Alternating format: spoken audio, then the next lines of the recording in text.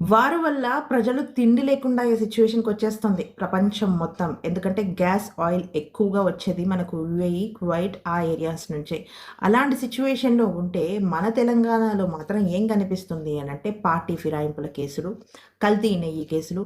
వాటి వల్ల ప్రజలకు ఎటువంటి హాని లేదు. వాటి వల్ల ప్రజలకు ఎటువంటి ఎఫెక్ట్ కాదు. ప్రజలు ఎఫెక్ట్ అయ్యేది గ్యాస్ సిలిండరు, పెట్రోల్ దొరకకపోవడం, రేట్స్ పెంచేయడం వీటి వల్ల. దీని మీద ఫోకస్ చేయాలి. మీరేమంటారు? నాకైతే సరైన దారిలో మనం వెళ్ళట్లేదు అనిపించింది. మనం ఫోకస్ చేయాల్సింది ఇజ్రాయెల్, ఇరాన్, యూఎస్‌ని సంధికి కూర్చోబెట్టడం. అవునా కదా?